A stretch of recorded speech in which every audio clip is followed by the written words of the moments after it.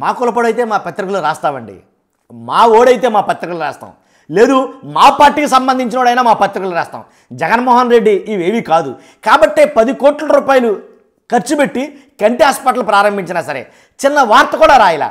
ఎందుకని అర్థం కాలేదు నాకు.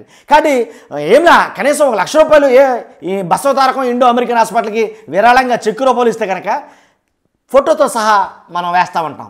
కాబట్టి అంటే కొన్ని విలువలతో కూడినటువంటి పత్రిక అనేది కొన్ని చెయ్యాలి ఖచ్చితంగా. కాబట్టి ఇలా చేయడం వల్ల అంటే ఇది కూడా ప్రజలకు సంబంధించిన ఒక వార్త. పులివెందుల్లో వైఎస్ రాజారెడ్డి గారి పేరు మీద కంటి వైద్యశాలను జగన్మోహన్ రెడ్డి గారు 10 కోట్ల రూపాయలు ఖర్చు పెట్టి ప్రారంభించాడు. ఆయనకు ఉపయోగపడుతుందండి. అది మొత్తం ఆ పులివెందుల్లో ఉన్న ప్రజలందరికీ ఉపయోగపడుతుంది. కాబట్టి సాదాసీదా హాస్పిటల్ అయితే కాదు, అత్యంతమైన నాణ్యమైనటువంటి అత్యాధునిక పరికరాలు కలిగినటువంటి ఓ కంటి ఆసుపత్రిని ప్రారంభిస్తే ఎల్వి ప్రసాద్ సహకారంతో కనీసం వార్త కూడా రాలేదు. నేను చెప్పిన కొన్ని పత్రికలు ఈనాడు కానీ ఆంధ్రజ్యోతి కానీ అసలు వార్త కూడా వేయలేదండి వాళ్ళు. అంటే జగన్మోహన్ రెడ్డి మా ఓడు కాదనా, జగన్మోహన్ రెడ్డి మాకు సంబంధించినోడు కాదనా, లేకపోతే జగన్మోహన్ రెడ్డి మా పార్టీకి సంబంధించినోడు కాదనా, ఏంటిది ఏమైపోతున్నాయి? కాబట్టి నాకు అర్థం కానిది అదే.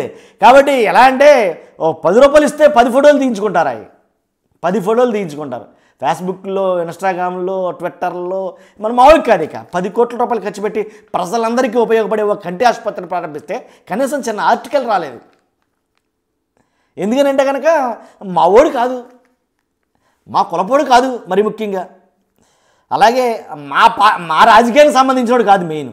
కాబట్టే జగన్మోహన్ రెడ్డికి 10 కోట్లు ఖర్చు పెట్టినా 100 కోట్లు ఖర్చు పెట్టినా మా పత్రికల్లో రావంతే, అంతే కదా. అందుకనే కదా రాలా. మొత్తం చూశాను నేను, ఎక్కడ ఏమి అసలు చిన్న ఐటెం కూడా ఏం రాలా.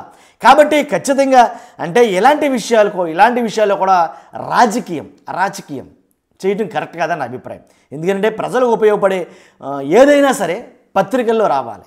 కాబట్టి ప్రజలకు ఉపయోగపడేదైనా సరే, 10 మందికి ఉపయోగపడేదైనా సరే, పగోడైతే కనుక వాడు మా వాడు కాకపోతే కనుక, మా తాలూకా వాడు కాకపోతే కనుక మా పత్రికల్లో రావంతే.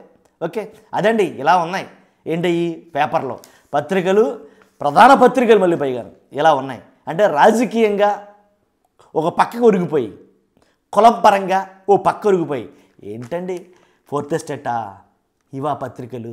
ఓకే అండి, చూస్తున్నా మీరు అందరూ కూడా మీ అభిప్రాయం కామెంట్ రూపంలో తెలియజేయండి. ఖచ్చితంగా లైక్ అయితే చేయండి, ఎక్కువ మందికి ఇన్ఫర్మేషన్ షేర్ అవ్వాలి, నాకు మోటివేషన్గా ఉంటుంది.